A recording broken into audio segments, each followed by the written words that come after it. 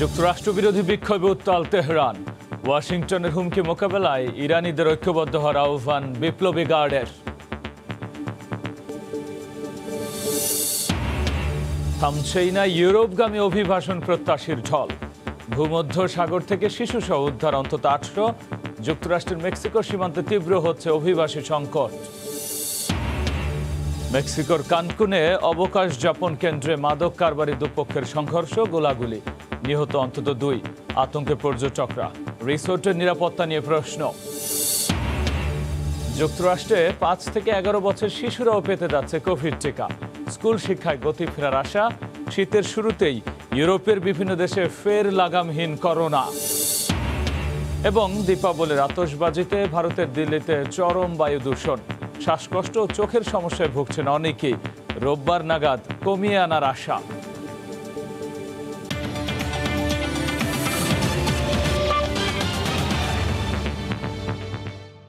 আন্তর্জাতিক সময়ের সঙ্গে আছে আমি গোলাম রাব্বি। যুক্তরাষ্ট্র বিরোধী বিক্ষোভে উত্তাল তেহরান। ১৯৭৯ সালের মার্কিন দূতাবাস দখল ও ইসলামী বিপ্লবের ৪২ বছর পূর্তি উপলক্ষে এ বিক্ষোভের আয়োজন করা হয়। বিক্ষোভে যুক্তরাষ্ট্রের হুমকি মোকাবেলায় ইরানিদের ঐক্যবদ্ধ হওয়ার আহ্বান জানান দেশটির বিপ্লবী গার্ডের কমান্ডার জেনারেল হোসেন সালামি। পরমাণু চুক্তি নিয়ে ওয়াশিংটনের সঙ্গে আলোচনার অগ্রগতির মধ্যেই এমন বিক্ষোভের আয়োজন করা হলো। স্লোগানে মুখর ইরানের রাজধানী তেহরান। বৃহস্পতিবার মার্কিন দূতাবাসের সামনে যুক্তরাষ্ট্র বিরোধী বিক্ষোভে অংশ নেন শত শত ইরানি। ব্যানার ও প্ল্যাকার্ড হাতে যুক্তরাষ্ট্রের বিরুদ্ধে বিভিন্ন স্লোগান দেন বিক্ষোভকারীরা। এ সময় ইরানের ওপর আরোপ করা মার্কিন নিষেধাজ্ঞার কঠোর সমালোচনা করেন তারা। যুক্তরাষ্ট্রের পাশাপাশি ব্রিটেন, ইসরায়েল ও সৌদি আরবের বিরুদ্ধে বিভিন্ন স্লোগান দিতে দেখা যায়। অবিলম্বে তেহরানের ওপর থেকে মার্কিন নিষেধাজ্ঞা প্রত্যাহারের দাবি জানান বিক্ষোভকারীরা। যুক্তরাষ্ট্রের সঙ্গে আলোচনায় বসতে চাইলে সবার আগে নিষেধাজ্ঞা প্রত্যাহার করতে হবে। কোন ধরনের খবরদারি মানব না আমরা।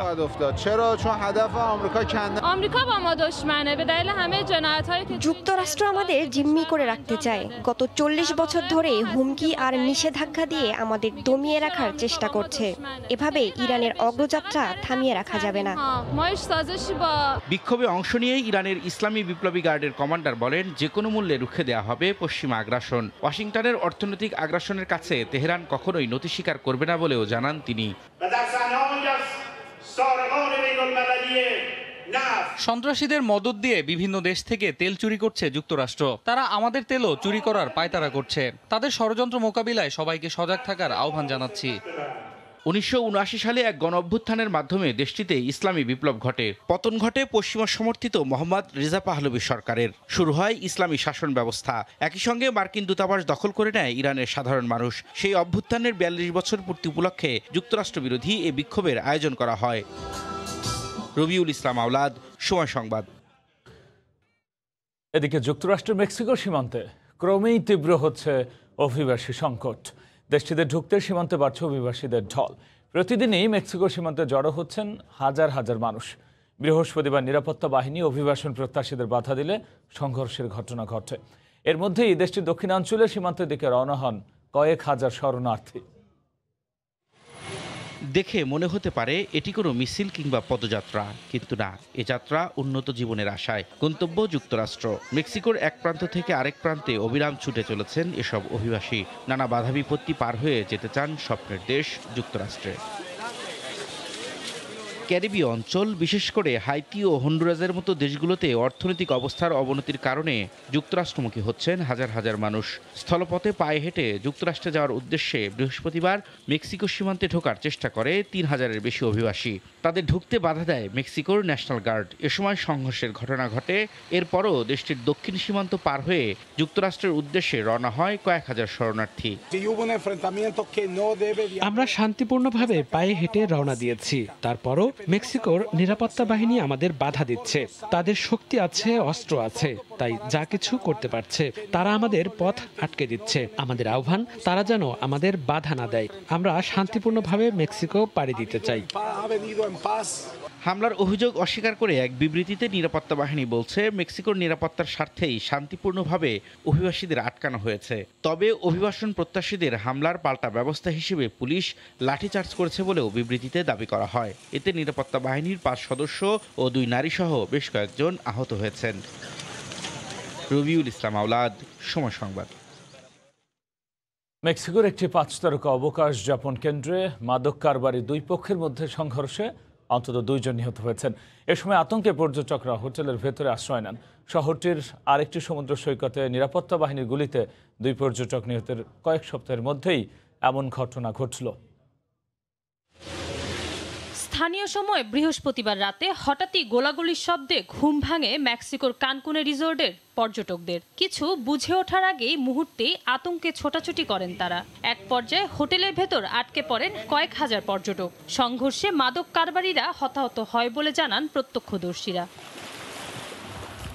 ঘণ্টাখানেক পর পুলিশের অভিযানে পরিস্থিতি নিয়ন্ত্রণে আসে। আইন শৃঙ্খলা রক্ষাকারী বাহিনী জানায়, হোটেলের পাশে সমুদ্র সৈকতে মাদক পাচারকারী 2 গ্রুপের মধ্যে সংঘর্ষ হয়। সংঘর্ষের এক পর্যায়ে একে অন্যকে গুলি ছুড়লে হতাহতের ঘটনা ঘটে।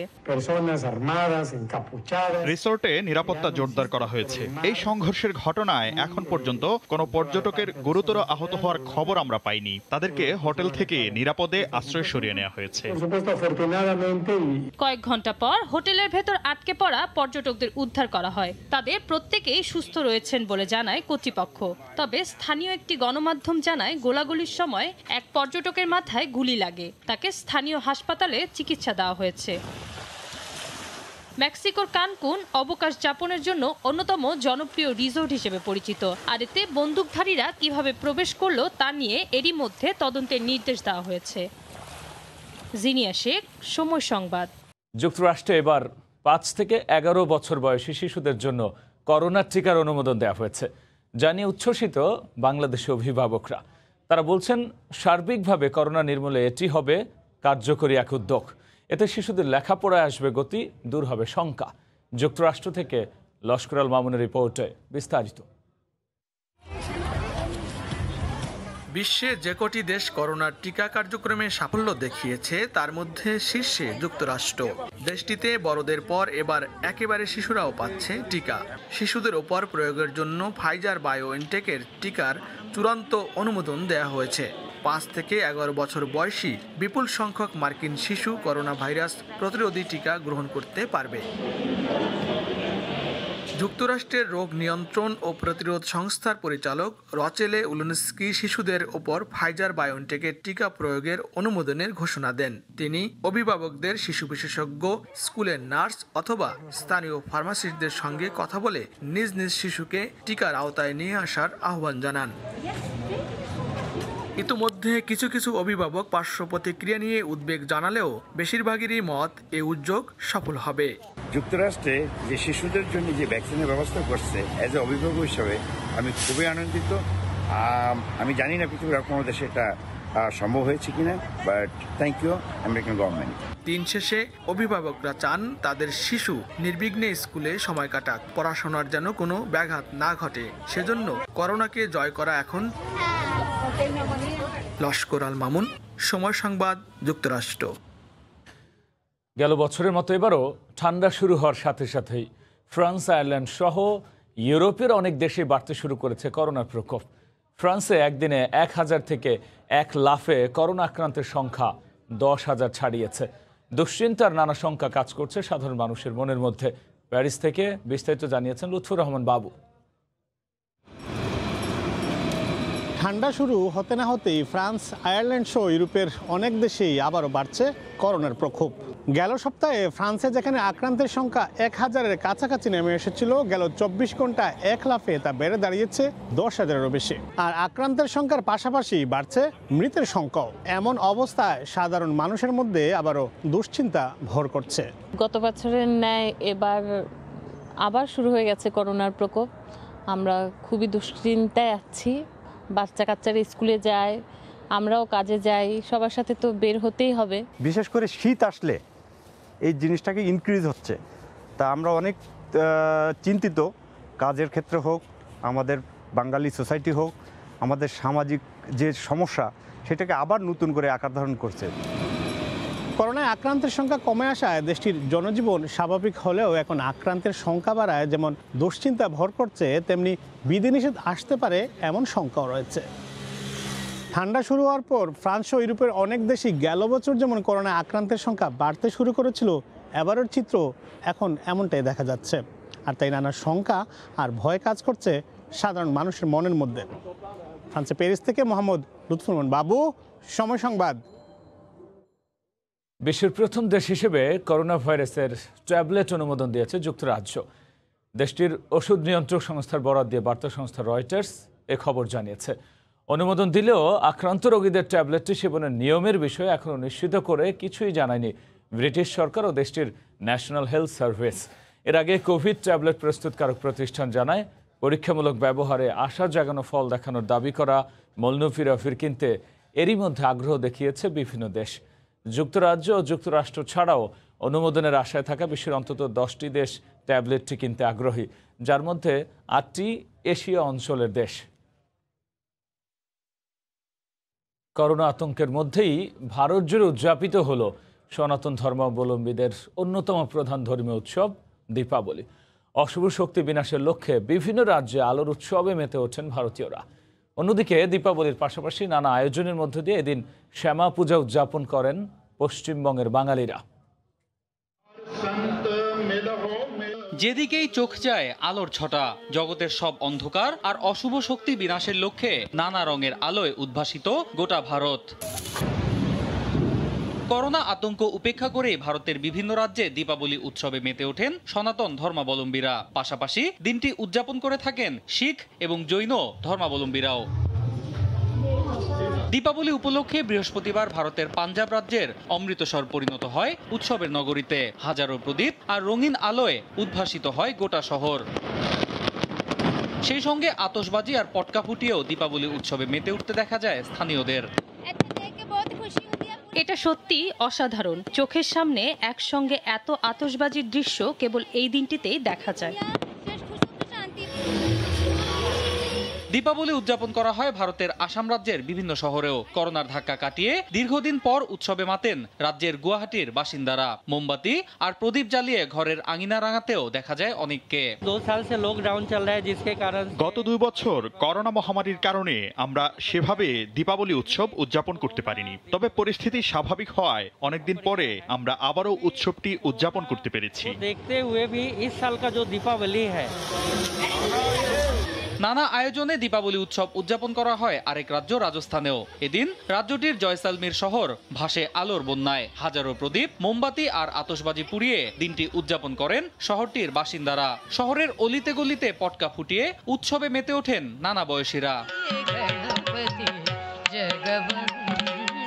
এছাড়াও সনাতন ধর্মাবলম্বীদের অন্যতম প্রধান এই উৎসবটি উদযাপন করা হয় আরেক রাজ্য গুজরাটেও। রাজ্যের সবচেয়ে বড় শহর আহমেদাবাদ এদিন পরিণত হয় উৎসবের নগরীতে। সারি সারি প্রদীপ আর মোমবাতির আলোয় আলোকিত হয় গোটা শহর।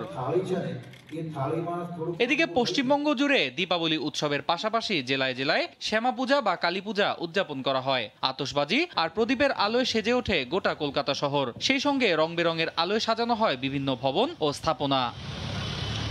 অন্যয় কর্মকার, সময় সংবাদ। এদিকে ভারতে দীপাবলি উৎসব ঘিরে আতশবাজি পোড়ানোয় সৃষ্ট বায়ু দূষণের মাত্রা তীব্র আকার ধারণ করেছে। শুক্রবার দেশটির রাজধানী দিল্লির বাসিন্দারা আরও ভয়াবহ দূষণের মুখে পড়েছেন। শহরবাসীর অভিযোগ, তীব্র বায়ু দূষণের কারণে শ্বাসকষ্টজনিত চোখের সমস্যায় ভুগতে হচ্ছে তাদের। এদিকে রোববার নাগাদ দূষণের মাত্রা কিছুটা কমতে পারে বলে আশাবাদী স্থানীয় আবহাওয়া দফতর। এই মুহূর্তে দিল্লি শহরকে দেখলে মনে হতে পারে শহরটিতে শীত জেঁকে বসেছে। কুয়াশার চাদরে মুড়ে আছে পুরো শহর। তবে কুয়াশা নয়, বরং দূষণে ঢাকা পড়েছে রাজধানী দিল্লি। প্রতি শীতেই ঘুরে ফিরে শিরোনামে উঠে আসে দিল্লির বিষাক্ত বাতাসের খবর।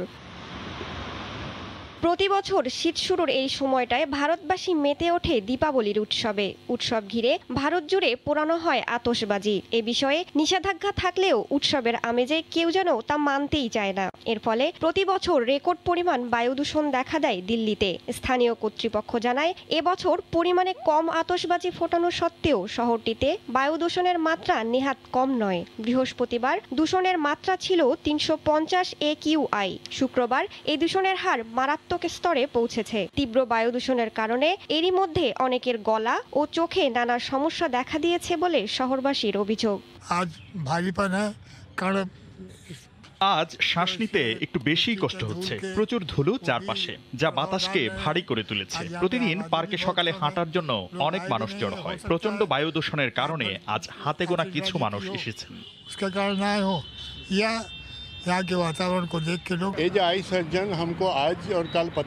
খুব শিগগিরই চোখ জ্বালা পোড়ার সমস্যায় ভুগতে থাকা অনেক রোগীর মুখোমুখি হতে যাচ্ছি আমি। প্রতি বছর এমনটাই ঘটে। এমনকি আতশবাজি পোড়ানোর সময় আহত অনেকেই আমার কাছে আসেন। এর জন্য নিজেকে প্রস্তুত করছি। আবহাওয়া দফতরের তথ্য মতে রাজধানীতে PM 2.5-এর ঘনত্ব 999 কিউবিক মিটার দাঁড়িয়েছে। স্বাস্থ্য বিশেষজ্ঞরা বলছেন, এতে করে শহরবাসীর হৃদরোগ, শ্বাসকষ্টজনিত রোগ, এমনকি ফুসফুসে ক্যান্সার দেখা দিতে পারে। সম্প্রতি একটি গবেষণায় বলা হয়েছে, ভারতের উত্তরপ্রদেশে প্রায় 48 কোটি মানুষ বিশ্বের সবচেয়ে মারাত্মক বায়ু দূষণে ভুগতে থাকেন। রাইসা জান্নাত, সময় সংবাদ। মাসের পর মাস অপেক্ষার পরও ব্রিটিশ জলসীমায় মৎস্য শিকারের অনুমতি না পাওয়ায় বাধ্য হয়ে নৌযান বিক্রি করে দিচ্ছেন বহু ফরাসি। অনেকেই আবার রয়েছেন জলসীমা নিয়ে দুদেশের মধ্যে নতুন করে উত্তেজনা সৃষ্টির আশঙ্কায়।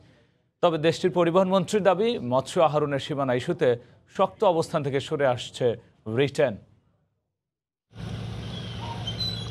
ব্রেক্সিট কার্যকরের সময় থেকেই আলোচনার প্রথম ভাগে রয়েছে ফ্রান্স ব্রিটেনের জলসীমায় মৎস্য শিকারের বিষয়টি। এরই মধ্যে গত সপ্তাহে একটি ব্রিটিশ ট্রলার ফ্রান্সের জলসীমায় ঢুকে পড়লে তা জব্দ করা এবং ছেড়ে না দেয়ায় দ্বিপাক্ষিক আর্থ রাজনৈতিক হিসাবের খাতায় বড় হয়ে উঠেছে দুই দেশের মৎস্য শিকারীদের ভাগ্য বিড়ম্বনা। এদিকে দীর্ঘ অপেক্ষার পরও মৎস্য শিকারের অনুমতি না পাওয়ায় নৌযান বিক্রি করতে চুক্তির শেষ ধাপ পর্যন্ত পৌঁছে গেছেন অনেকেই। ব্রিটিশ জলসীমায় মাছ শিকারের অনুমতির জন্য 9 মাসের বেশি সময় ধরে অপেক্ষা করছি। এটা পেলে নৌযান বিক্রির সিদ্ধান্ত থেকে সরে আসব, কিন্তু তার হচ্ছে কই। ব্রিটিশরা তো খুবই জেদি। যদি একবার জলযুদ্ধ শুরু হয় তাহলে তার থামবে না। এখন পর্যন্ত ফ্রান্সের উত্তরাঞ্চলের হটস ডি ফ্রান্স অঞ্চলে মৎস্য শিকারের অনুমতি পেয়েছে 35টি ট্রলার। মাসের পর মাস ধরে অপেক্ষায় রয়েছে আরো 45টি। মাসের পর মাস একই জায়গায় মাছ ধরছি। একই সম্পদ আর কতবার ব্যবহার করা যায়? এটা আমাদের জীবিকা নির্বাহের একমাত্র উপায়। তাই আশা করছি দুই দেশ শিগগিরই সুন্দর একটি চুক্তিতে পৌঁছাবে। তা না হলে তো পরিবার নিয়ে আমরা টিকে থাকতে পারবো না। সম্প্রতি ব্রিটিশ ট্রলার জব্দের পর ব্রিটেনের বিরুদ্ধে ব্রেক্সিট পরবর্তী চুক্তি অমান্যের অভিযোগ তুলেছে ফ্রান্স। তবুও দেশটির আশা জলসীমা ইস্যুতে নমনীয় হবে ব্রিটিশ সরকার। দ্বিপাক্ষিক আলোচনা চলছে। এটা বলতে পারি যে তারাও ভালো কিছুর ব্যাপারে আশাবাদী। আলোচনা আগামী বৃহস্পতিবার পর্যন্ত চলবে। দেখা যাক কতটুকু ফলপ্রসূ হয়। জাল ট্রলারের মৎস্য শিকারের অনুমতি না পেয়ে ট্র্যাপ কিনে এরই মধ্যে জলে ফেলে মাছ ধরতে শুরু করেছেন অনেক ফরাসি ব্যবসায়ী। তাদের কেউ কেউ নতুন করে অনুমতি পেলেও সহসাই ট্র্যাপ তুলে আনবেন না বলে জানিয়েছেন তারা। কামরুল হাসান সবুজ, সময় সংবাদ। দেশের শেয়ার বাজারে প্রবাসীদের সম্পৃক্ততা ও বিদেশি বিনিয়োগ আকর্ষণের লক্ষ্যে ব্রিটেনের বাংলাদেশ অধ্যুষিত 2টি শহরে বিনিয়োগ সম্মেলন ও রোড শোর আয়োজন করেছে Bangladesh securities and exchange commission. London থেকে শোয়েব কবিরের রিপোর্ট। সংযুক্ত আরব আমিরাত, যুক্তরাষ্ট্র এবং সুইজারল্যান্ডের পর বিদেশের মাটিতে চতুর্থবারের মতো আয়োজিত রোড শোতে ব্রিটেন প্রবাসীদের মাঝে বাংলাদেশে বিনিয়োগের সুযোগ সুবিধা ও বিভিন্ন উন্নয়নমূলক কর্মকাণ্ড সহ সরকারের গৃহীত বিনিয়োগ বান্ধব নীতি তুলে ধরা হয়। শুধু আয়োজন নয়, পরিকল্পনাগুলোও যথাযথভাবে বাস্তবায়ন ও তদারকি করা প্রয়োজন বলে মনে করেন প্রবাসী ব্যবসায়ীরা। বাংলাদেশের অর্থনৈতিক অঞ্চলগুলোতে প্রবাসীদের সুযোগ সুবিধা এবং সম্পৃক্ততা বাড়ানোর তাগিদ দেন অতিথিরা। আগামী 2030-এর ভিতরে বিশ্বের যে 11টি সম্ভাবনাময় অর্থনৈতিক শক্তিতে রূপান্তরিত হবে, তার মধ্যে বাংলাদেশ একটি। এবং এখনই উপযুক্ত সময় হলো বাংলাদেশে ইনভেস্টমেন্ট করার। এখন যদি বাংলাদেশে ইনভেস্টমেন্ট করে, ইনশাআল্লাহ প্রবাসীরা লাভবান হবে। ভিন্নধর্মী এবং যে ধরনের প্রেজেন্টেশন এখানে হয়েছে ইজ এন এক্সেলেন্ট এবং নতুন জেনারেশনকে আকৃষ্ট করার জন্য, বাংলাদেশে এনআরবিদের আকৃষ্ট করার জন্য আমি একটি সফল উদ্যোগ। দেশে বিনিয়োগ বান্ধব পরিবেশের আশ্বাসে নতুন করে পরিকল্পনা করছেন প্রবাসী উদ্যোক্তা ও ব্রিটেনের প্রাতিষ্ঠানিক বিনিয়োগকারীরাও। As I say, I think Bangladesh is one of the markets in the next 5 years, which could seriously close the gap in terms of returns in Indonesia and Malaysia. এটা বাংলাদেশের জন্য ইমেজ বিল্ড আপের জন্য, এবং অতীতের বাংলাদেশ বর্তমান বাংলাদেশ কিন্তু same না, বাংলাদেশ অনেক উপরে চলে গেছে। আমাদের এখন সময় এসেছে বাংলাদেশকে ব্র্যান্ডিং করা, বাংলাদেশকে এগিয়ে নেওয়া যাওয়া, বাংলাদেশের অবস্থান পৃথিবীর সামনে তুলে ধরা। ব্রিটেনে এই আয়োজন সফলভাবে শেষ করার পর Qatar, Singapore, Germany, Canada, Russia, Italy, Hong Kong, Japan, Malaysia সহ বিভিন্ন দেশে বিএসইসি ধারাবাহিকভাবে এই রোড শোর আয়োজন করার পরিকল্পনা রয়েছে। বাংলাদেশে বিনিয়োগের নানা সম্ভাবনার চিত্র তুলে ধরার পাশাপাশি এখানকার ব্রিটেনে বেড়ে ওঠা তৃতীয় প্রজন্মের মেধাকে বাংলাদেশের উন্নয়নে কাজে লাগানোর আহ্বান জানালেন রোড শোর আয়োজকরা। একইভাবে প্রবাসী বাংলাদেশিরাও বাংলাদেশে বিনিয়োগের ক্ষেত্রে আগ্রহী অনেকটাই। শোয়েব কবির, সময় সংবাদ, লন্ডন। গণমুখী নয় দাবি করে ক্ষমতাসীন সোশ্যালিস্ট পার্টির আসন্ন বাজেট প্রস্তাব প্রত্যাখ্যান করেছে পর্তুগালের বিরোধী দলগুলো।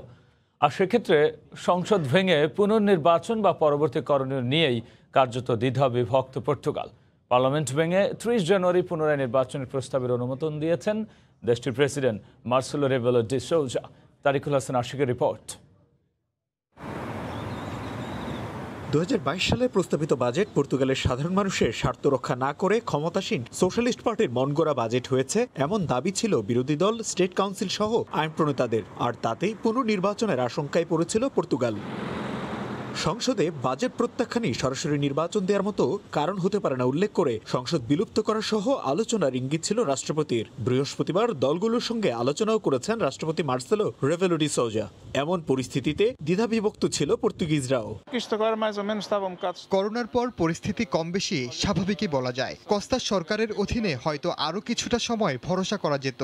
অস্থিতিশীল পরিস্থিতির সৃষ্টি না করে দলগুলোকে আলোচনার অনুরোধ আমার। সার্বিক পরিস্থিতি বিবেচনায় বৃহস্পতিবার জাতির উদ্দেশ্যে ভাষণ দেন রাষ্ট্রপতি মার্সেলো রেবেলো ডি সোউজা। ভাষণেই সংসদ ভেঙে 31 জানুয়ারি নির্বাচনের প্রস্তাবের অনুমোদন দেন তিনি। Uma semana e dia depois da rejeição do orçamento para 2022 জনমত জরিপে সবশেষ জাতীয় নির্বাচনে সোশ্যালিস্ট পার্টির 36% সমর্থন কিছুটা কমেছে। 27% জনসমর্থন নিয়ে দ্বিতীয় অবস্থানে আছে সোশ্যাল ডেমোক্রেটরা। তবে সোশ্যালিস্টের মিত্ররা বাজেট প্রত্যাখ্যান করায় কট্টর সেগা পার্টির আরও শক্তিশালী হয়ে ওঠার আশঙ্কাও দেখা দিয়েছে। তারিকুল হাসান আশিক, সময় সংবাদ, লিসবন, পর্তুগাল। ইরাকের দোহক শহরে 2700 বছর আগের একটি মদ তৈরির কারখানার সন্ধান পেয়েছে একদল প্রত্নতাত্ত্বিক। কারখানাটি মধ্যপ্রাচ্যের অন্যতম পুরনো ও আশিরিয়ান আমলের বলে ধারণা করা হচ্ছে। মদের এই কারখানাটি নিয়ে এরই মধ্যে ব্যাপক আগ্রহ তৈরি হয়েছে। এটিকে দর্শনীয় স্থান হিসেবে স্বীকৃতির দাবি প্রত্নতাত্ত্বিকদের। উঁচু পাহাড়ের মতো পাথরের তৈরি একটি ভবন, ছোট ছোট জানালা, দেয়ালের গা জুড়ে কোথাও কোথাও পুরানো কারুকার্যের ছাপ চোখে পড়ার মতো। ভবনটির এদিক ওদিক বেসিনের মতো দেখতে ছোট বড় গর্ত। দেখে মনে হতে পারে এটি বেশ পুরানো কোনো বাড়ির ধ্বংসাবশেষ। না, এটি প্রায় 3000 বছরের পুরানো একটি মদ তৈরির কারখানা। ইরাকের দোহুক শহরের কাছে একটি পরিত্যক্ত জায়গায় এই মদ তৈরির কারখানাটির সন্ধান পেয়েছে একদল প্রত্নতাত্ত্বিক। ইতালির উদিনে বিশ্ববিদ্যালয়ের কয়েকজন প্রত্নতাত্ত্বিক ও ইরাকের দোহুক শহরের পুরাতত্ত্ববিদরা যৌথভাবে এটি আবিষ্কার করেন। পুরানো এই কারখানাটিকে সারা বিশ্বের পর্যটকদের জন্য দর্শনীয় স্থান হিসেবে প্রস্তুত করা প্রয়োজন বলে মনে করছেন বিশেষজ্ঞরা। আমাদের বিশ্বাস ওয়াইন তৈরির এই কারখানাটি উত্তর মেসোপটেমিয়া অঞ্চলের প্রথম এবং মধ্যপ্রাচ্যের দ্বিতীয় বৃহত্তম কারখানা। কারখানার এই এলাকাটিকে দর্শনীয় স্থান হিসেবে সংরক্ষণ করা দরকার। বলা হচ্ছে মদের এই কারখানাটি তৈরি হয়েছে 7ম ও 8ম শতাব্দীতে। পৃথিবীর অন্যতম পুরানো অ্যাসিরিয়ান আমলের। সেই সময় অ্যাসিরিয়ান সাম্রাজ্যের ব্যাপক আধিপত্য ছিল। সমাজের বিত্তশালী ও আইনি পেশার মানুষদের মধ্যে মদ খাওয়ার প্রচলন ছিল, এমনকি মদ উৎপাদনও করা হতো। তারই নিদর্শন এই কারখানা। এরই মধ্যে প্রত্নতাত্ত্বিকদের ওই দলটি বিশ্ব ঐতিহ্যের পুরানো তালিকায় স্থানটির নাম যুক্ত করতে মাঠে নেমে পড়েছেন। রাইসা জান্নাত, সময় সংবাদ। জানিয়ে দিচ্ছে আন্তর্জাতিক সময়ের শিরোনামগুলো।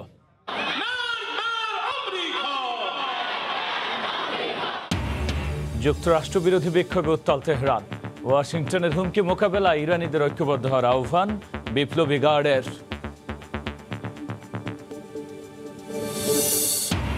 থামছেই না ইউরোপগামী অভিবাসন প্রত্যাশীর ঢল। ভূমধ্যসাগর থেকে শিশুসহ উদ্ধার অন্তত 800। যুক্তরাষ্ট্রের মেক্সিকো সীমান্তে তীব্র হচ্ছে অভিবাসী সংকট।